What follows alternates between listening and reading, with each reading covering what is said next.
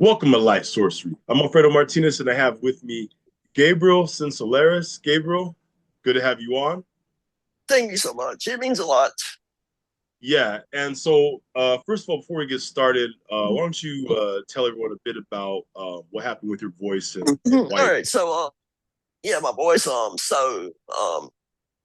It's like maybe two things. One of them is sorcery. So it's like it's not really a curse. I've had the voice issue for like maybe since 2019. It's due to acid reflux, so it's not like like curse word entirely. I have to like clear my throat often, so like it's honestly, if I get Botox, sometimes it clears up. If I get Botox here, it like opens me up. My vocal cords, they do this. Normal vocal cords do this. So when a person talks, your vocal cords are supposed to touch. Mine do this. right. So I need Botox Okay, here to open it up. okay. All right. Well, go ahead and tell everyone how your spiritual path began. Well, excuse me, let me get this out. So maybe and I want to say 2019. I was in my going into my 30s at this time, and I walked into vampirism at first, which is like you know, people have a misconception about vampirism. Like maybe not cult community, but it's basically we as a vampire with a Y, we need more energy to feel normal. So we need donors, black swans, they would call them in our community.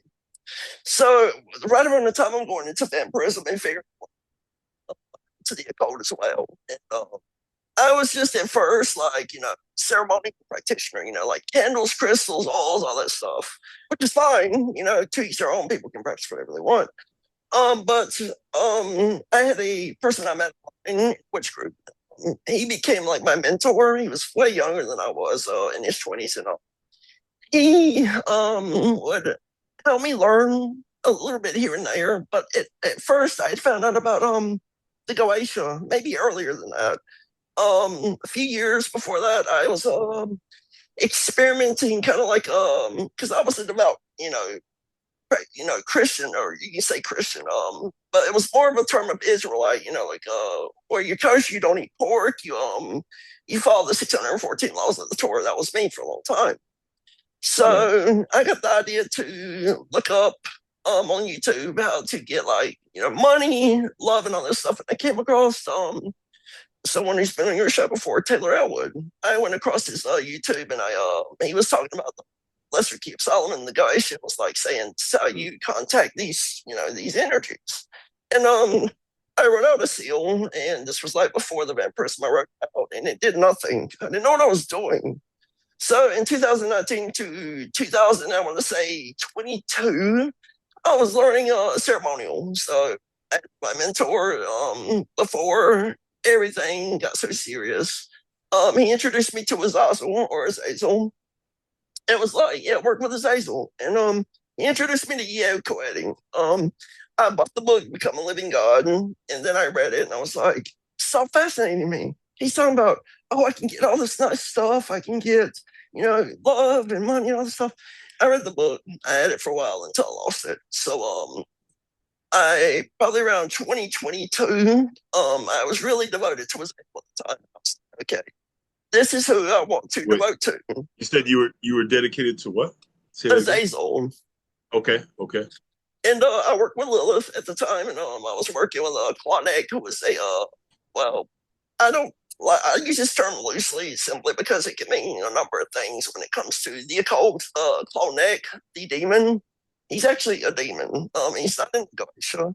But I worked with those three, and then in 2022, I was in Georgia. I moved to Nashville, and from there, a string of events happened that I'm not going to go into because it would take forever. Happened that led me to a man by the name of Adam Percipio, and I didn't really know what was going on at the time, but I wanted a love spell. There was a girl that left me, and I'm like, I gotta have her back. My heart was killing me. I was like, hurting. He's like, I can help you. So I went down a path with him. It was like I want to say 6 weeks of like some intense sorcery boot camp training, like discipline and stuff like that. I mean, I heard him for spell, but I didn't get to learn what I know now until we cut contact for a while, and then we came back into like each other's lives in like 2023 February. So some events happened in my life. I lost my father, I lost my mom, and then me and Adam we linked up again. So excuse me, I'm having a close. So this time around, Adam teaches me to cast the Ethic Seal. Okay, and that was about it. That's where we stopped, and things kind of just went nuclear after that. Like things went south between me and him. A lot of complications. Not going to get into it.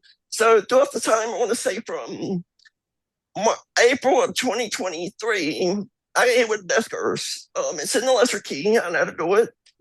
And from there, I was kind of like disabled. I had to quit my job, and then figured out that Adam was throwing all this magic at me and sorcery.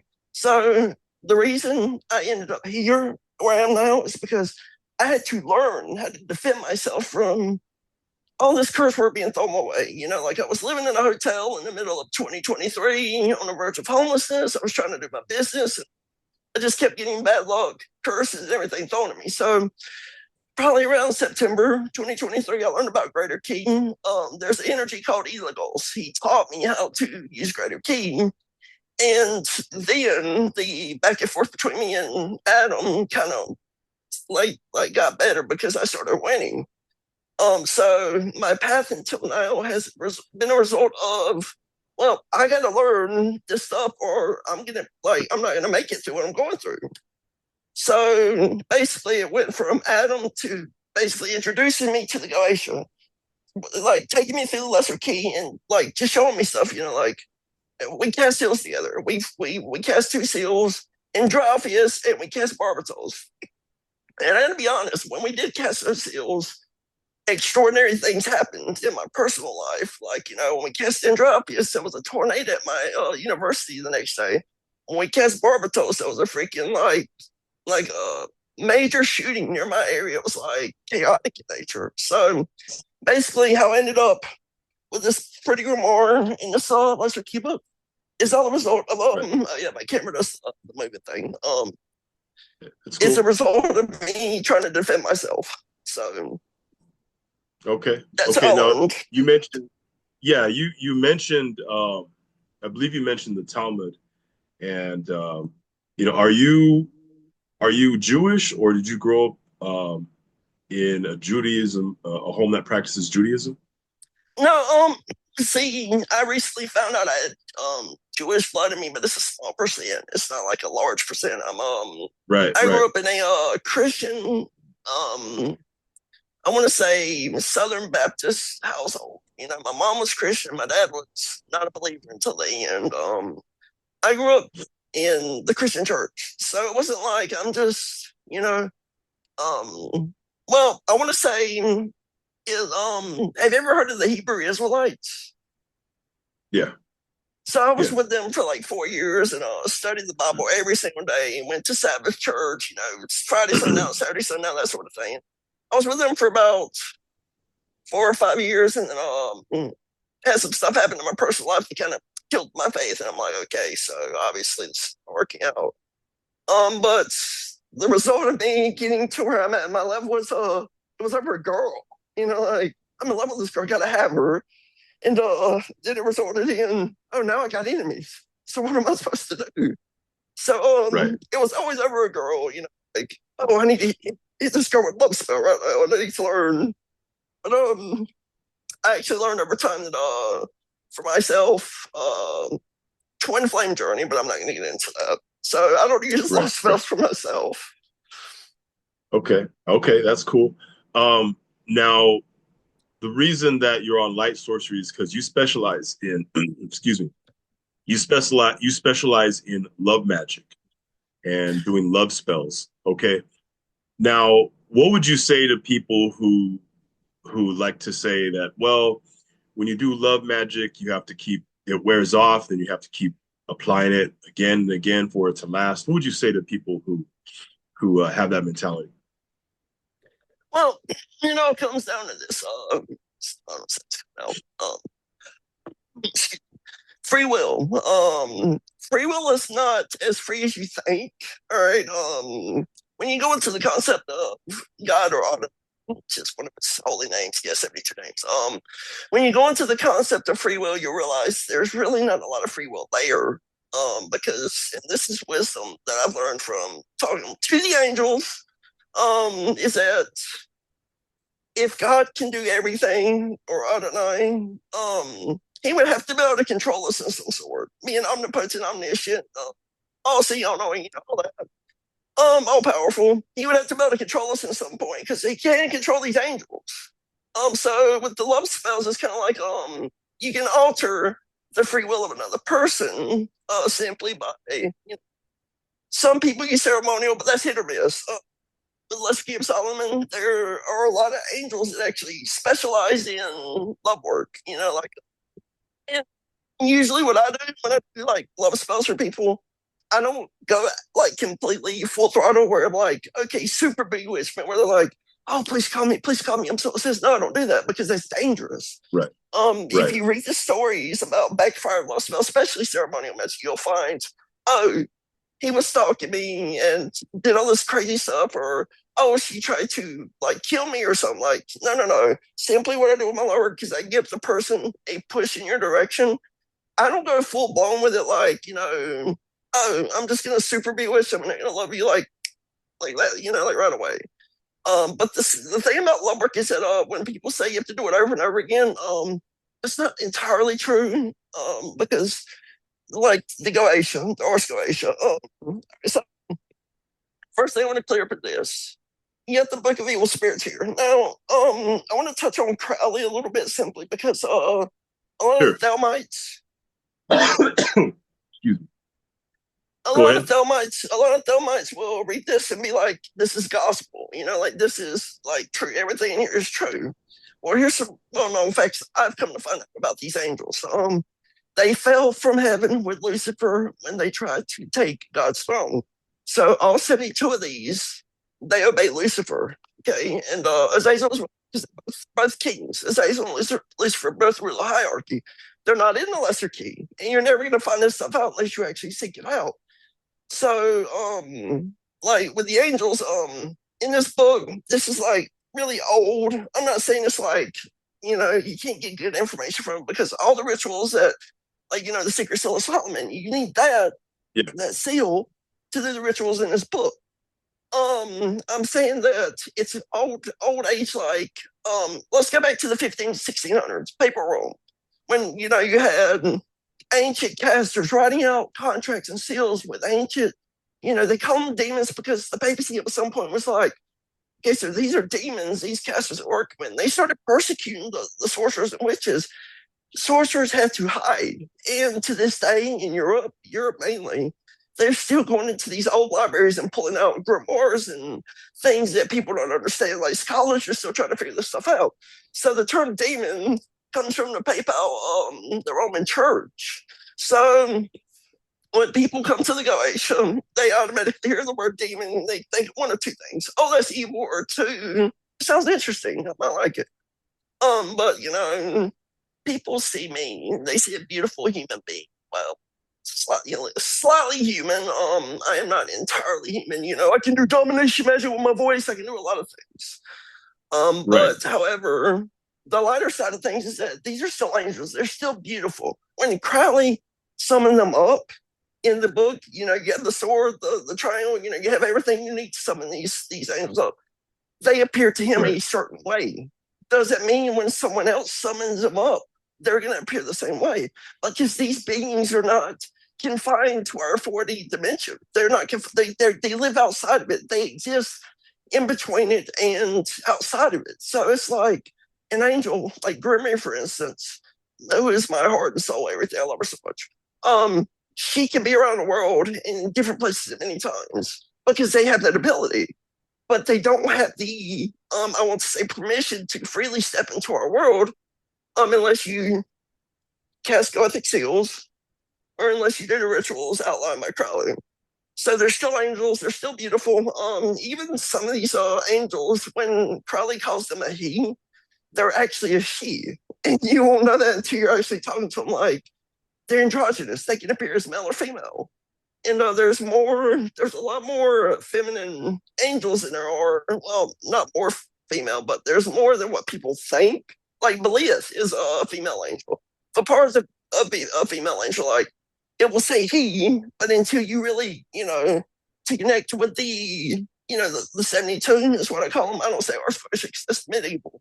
To connect with the Right. 72, you would need a grimoire, and you would need to be taught by a teacher how to do it because, I was watching some of your old shows, especially, so the Adam saga's over, but I want to say he was right when he did mention, he said, there's things you need to know, like before you come into this areas, like because you see people, or I witness this myself, because I did the same thing myself. When you go to invoke, let's say you're invoking, let's see, I'm just gonna use a random one, Hori's, which is my birthday angel. You're invoking this demon, and you're trying to make a deal with it. How do you know what you're talking to? How do you know who you're talking to? Because there are many spirits of the dead. There are many ancestors. There are many different energies around you, and the angels can be everywhere at once. So first of all, you need to be able to control these energies because without control, Solomon had to control them. That first they were all running wild and stuff, and he arranged them in hierarchy. There has to be some sort of control over these angels because they do have legions that follow them. And if there's no control, then basically you're at the mercy of whatever you're talking to. So you need to command them into a circle. That's been mentioned on your show before. And how do you know who are you talking to once you get contact?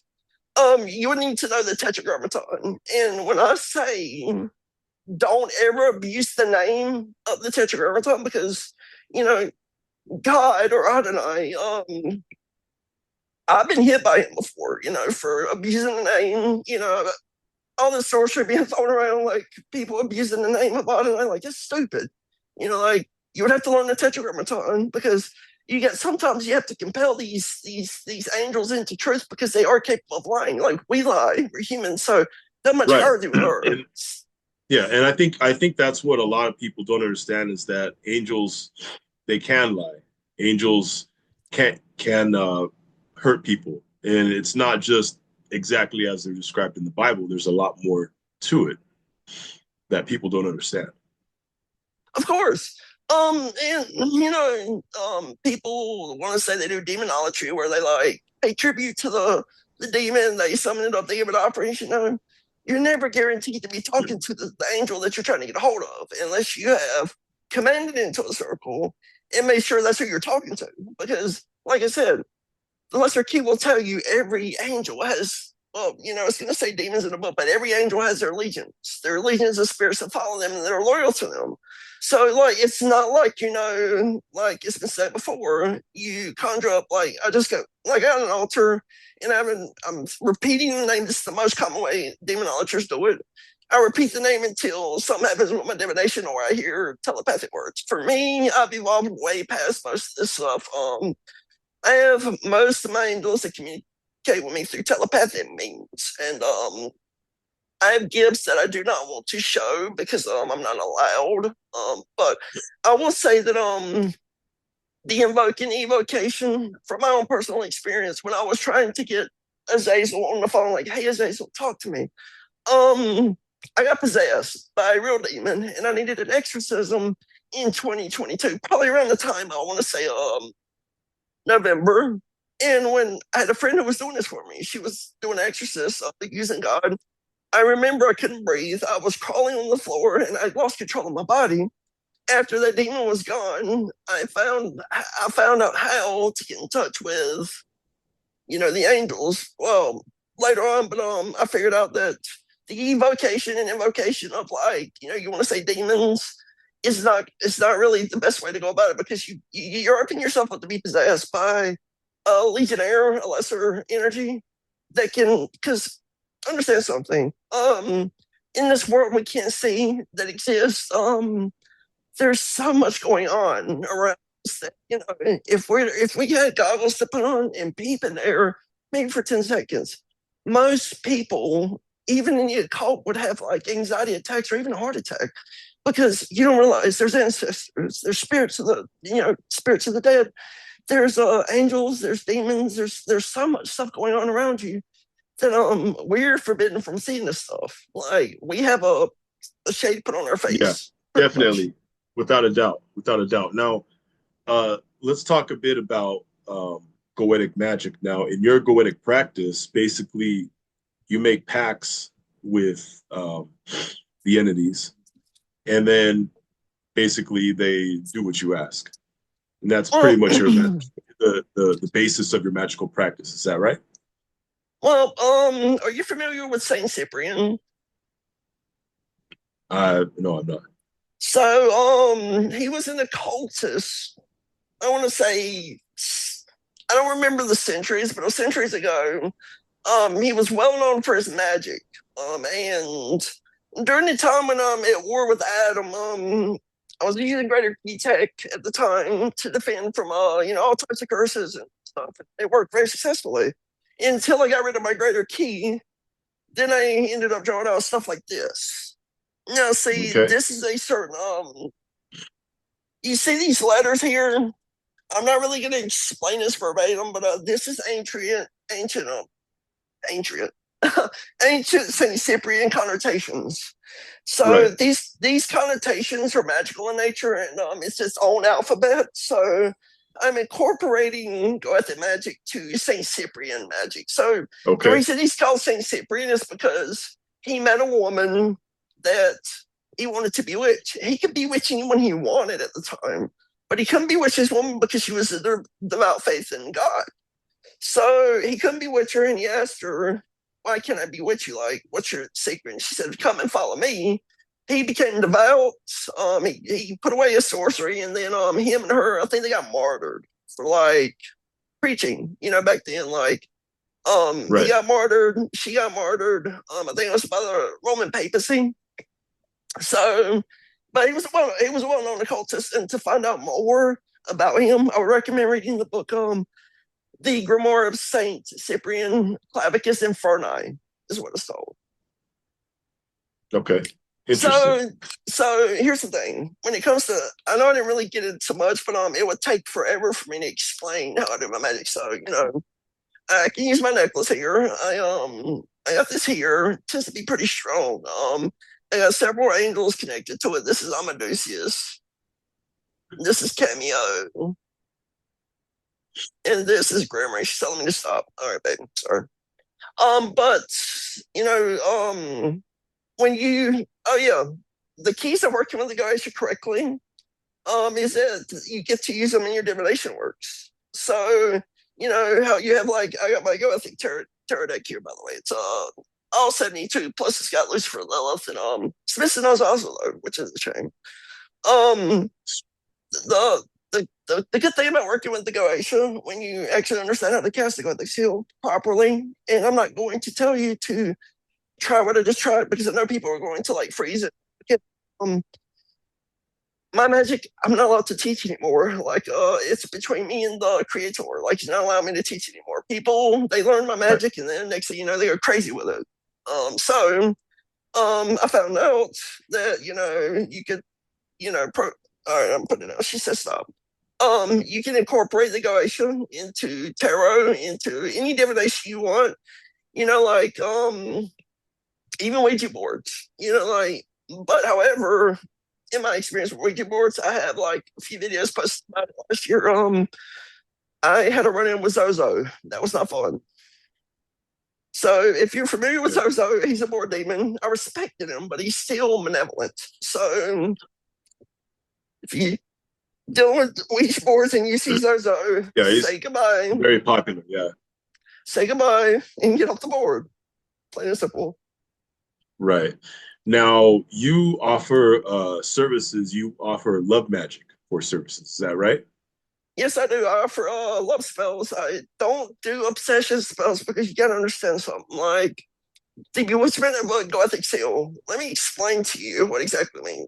I'm a straight male, and I know it doesn't appear that way just simply because I'm pretty and I have this tattoo on my body. But I will tell you this: Adam was hitting me with "Go I Think Love Magic" and made me think that I was in love with him, and I'm a straight male. And now all of a sudden my thoughts are like, "Oh, I'm gay now," when really I wasn't gay. I was just he was FaceTiming me, hitting me with gothic seals that was making me fall in love with Right. him. So, like if it can do that to me, like imagine what, you put a love spell on somebody with like, Believe who was a king on someone and they're just like so obsessed with you that you don't call them for like 2 minutes. The next thing you know, they're blowing you up threats of violence, like I don't do that. So when I cast a love spell, it's in my grimoire here, right? And like to cast a certain way, the grimoire has to be activated with certain ways to you have to draw things out and it's activated. I arrange a contract Saint Cyprian style usually, unless the target in question is more prone to like being pushed in the right direction. Now, I am the king over the Ars Goetia, over the Lesser Key 72, Angels of Solomon. And I'm always going to call them angels because, you can research this for yourself. Um, if you research, there was an interview a guy did a long time ago. It's on, it might not be on YouTube anymore. It's called A Trip into the Supernatural. He tells you about what the top level elite people did back then, but they still don't really understand it that much like I do. They're still angels. The top people, like the 13 families up there, they will admit these demons are still angels. Like they'll simply like they tell their insiders all of this.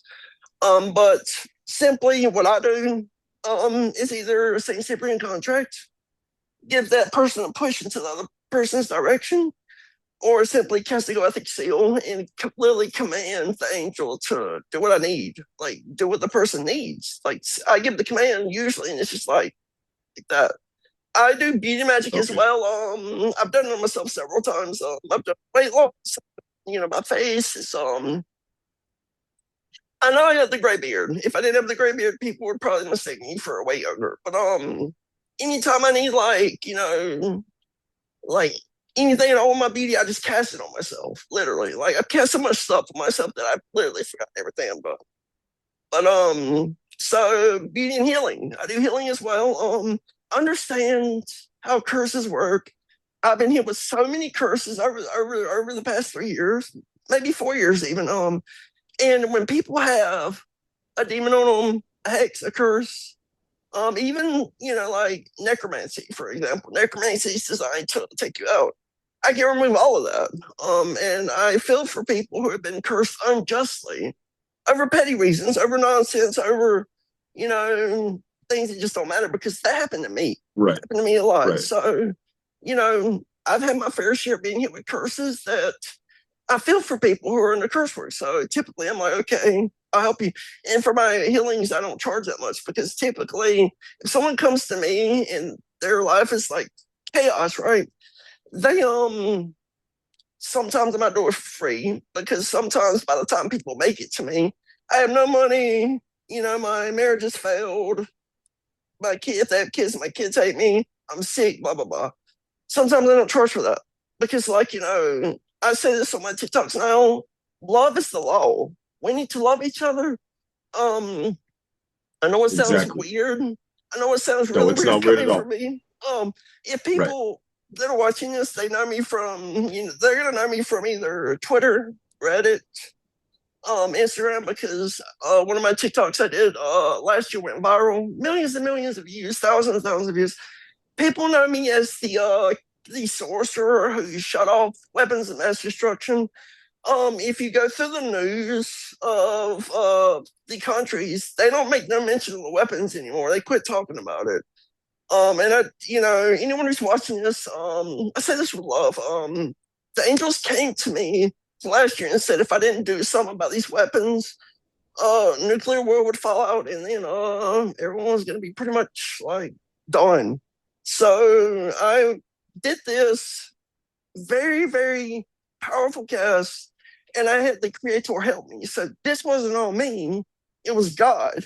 Because, like, you understand if a weapon of mass destruction goes off anywhere in the world, especially what they got now, you have to worry about radiator fallout, like radioactive fallout. Like the radiation travels miles and miles, and then everybody's just hitting each other with weapons of mass destruction. So that's how people, that I got the ring on, the Paul Atreides ring. That's how people know me.